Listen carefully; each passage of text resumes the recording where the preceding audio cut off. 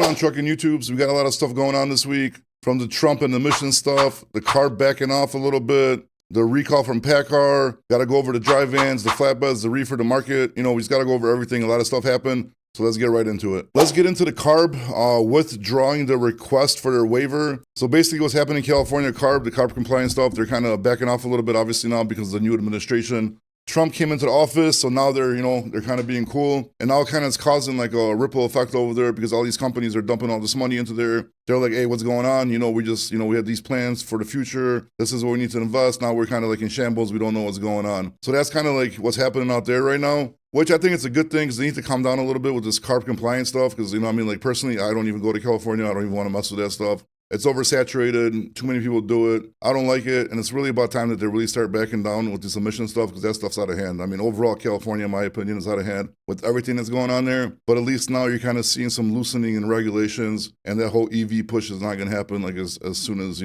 we thought was going to happen, which is, I think personally, is good for the trucking industry.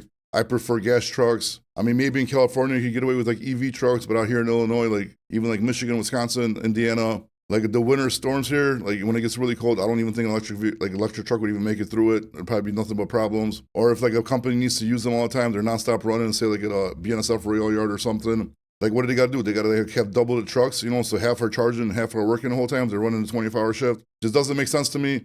I'm kind of happy about this. I do feel a little bad for the companies that were kind of forced into it, and now they got all this stuff invested, and now they don't know what to do. But it is what it is at this point.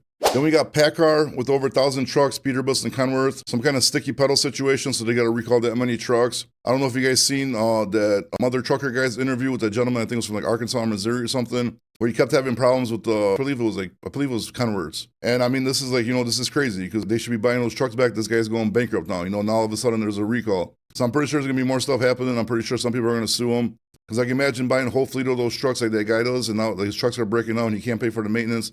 He's got to fire a Chapter 11, I believe it was, bankruptcy, which is crazy. Like if you buy this many trucks from like a company, you're paying them that much money for the equipment, and that company just repos them, doesn't even offer to buy them back, help this guy out. It's ridiculous. Just nowadays people don't, they don't really care no more, man, about anything. Like it's nuts. So many horror stories with these new trucks that it's crazy how you can pay so much money for something and have so many issues with it, which I don't understand. Crazy, but yep, that recall happened as well. Then we got Trump came in. He started to take actions to roll back like vehicle emission standards, which is crazy. Like, I'm happy about it, but I don't know how other people feel about it. Personally, I'm happy about it. I think the whole thing was crazy. They need to stop trying to push this EVs on us. I really hate it. So like now, obviously the regulatory uncertainty, like people with their operational cost, what I'm saying, is going to be a lot better for them because they don't got to like worry about getting EVs and they can keep on going with like gas powered trucks. And so all that stuff it's just overall crazy, man. I'm happy that somebody's actually coming in and just like being like, hey, slow down. Like we don't need to have all these regulations because this is getting out of hand with the regulations, with everything, you know what I mean? Even like the ELDs screwed everybody up. And like technically now the ELDs are probably even causing more accidents because people are rushing trying to get to a certain place because their ELD is gonna,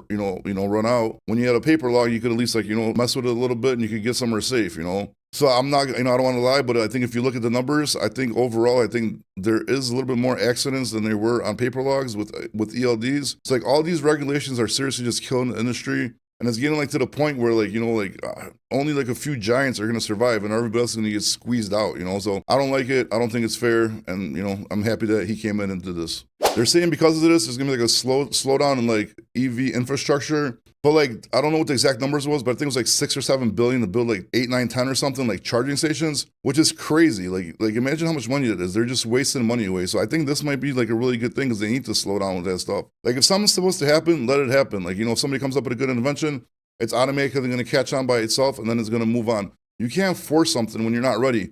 It's like they were trying to say by 2035, they want to be like all electric vehicles, whatever. How? You won't even be able to charge them. It just doesn't make no sense, man. So again, I'm happy these deregulations are happening.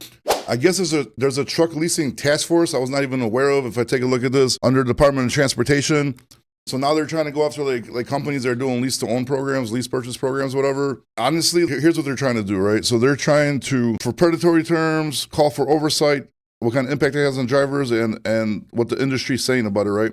Those are the subjects of this matter. But I don't agree with it besides call for oversight. But at the same time, I also say call for oversight on predatory loans. Because how is the lease to purchase program? Say if a company is good, they're decent, they don't screw their drivers over, why can't they do a lease to purchase program? When they go down the street to a dealership and get a 30 to 35%, sometimes even higher loan interest rate on your truck. Well, that's crazy. That's predatory. Go after that as well. I'm sure there's a lot of companies out here that are scamming drivers, won't let drivers succeed, so they fail, then they take their truck back to make money off it again, or overcharge or cut rate. There's a lot of crazy stuff going on, but if you find a good company to lease to purchase from, that's actually, but I did the calculations. I put in the video out on TikTok tonight and probably should be on YouTube tonight or tomorrow about the cost comparison to a predatory loan compared to lease to purchase program if you bought a 2024 Cascadia. And actually, the lease to purchase program came out cheaper than it would to go get that predatory interest loan. So yeah, man, there goes with these regulations. They're always trying to do stuff. Like oversight, I agree. Maybe they should, so the drivers only get scammed, all that stuff I agree with. But to tell people they can't do lease to purchase programs, there's huge companies that are built on this. And there's a lot of people that succeed in lease to purchase programs. And anybody's financially literate and financially good, they're able to make it in this program. A lot of people aren't. That's why they fail. And then they get pissed and they talk crap about the program because they didn't do what they're supposed to. There's also a lot of people that just got bad luck, got a bad truck, kept breaking down, and then ruined it. At least the purchase programs, they got walk-away leases. So you can just walk away and say, screw you, I'm out of here. You're stuck with this broke-ass truck, whatever. But if you get a predatory loan, you can't do that. Or the bank's going to come after you. They're going to go after your credit. You're going to have to file bankruptcy, or they're going to keep after you, coming after you for a judgment. It's just, it's nuts, man. Again, too many regulations. I don't think they should be trying to do any of this stuff. Maybe there should be some kind of oversight to where make sure that the person doesn't get screwed. But at the same time, if you're going to do that, then you got to go after the predatory lenders and all these banks and these truck dealerships. They're even committing higher robbery than what they're claiming here. So it's just my 2 cents on the opinion. All right, let's get into the hot market maps now. Dry vans. Dry vans are, getting a lot better, like honestly, like a lot better. So I'm kind of happy. The Midwest and the East is really picking up for dry vans. California looks like it's picking back up. The rest of the country, I'm going to put the map up here so you can see it. It's not the greatest, but it's a lot more color than we've seen in a while. I mean, the last 3 weeks have been pretty decent, and it's kind of like staying like this. What I'm noticing from the load boards, a lot of brokers are not selling their loads. So these loads keep on getting pushed the next day to the next day to the next day. And then today was just a bunch of loads I seen posted. So they're all getting pushed to next week. So in my opinion and my judgment, I think next week's going to be pretty good too. I mean, depending on what lane you do, I'm not sure what lanes you guys do, but for the lane I do, I have a feeling that next week's going to be pretty damn good. So I'm excited about that. Happy the dry vans are sticking strong because you definitely needed it. Last 3 months been horrible. I've been eating, I don't even want to say that word, but eating a lot of it and taking a lot of losses, and it got scary at one point.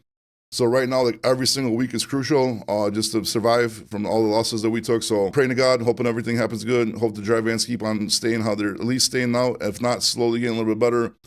Because I'm really excited to see if we're going to have a hot streak coming up, because that's exactly what I need right now. Same thing, I'm going to put a flatbed map up here for you so you can take a look at it while I'm talking. Flatbeds have been pretty damn good.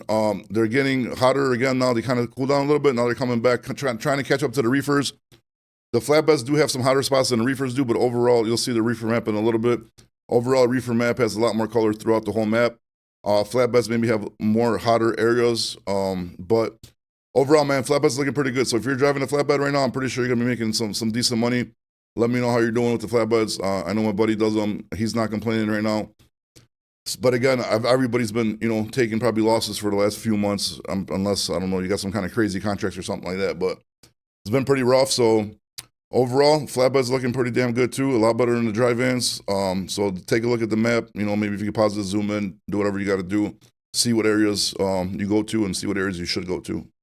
Now we got the reefers. As you can see by this map, the reefers have the most good color, because the redder it is, the hotter. Pink is decent, and then obviously yellow, and then blue, and then dark blue is the worst.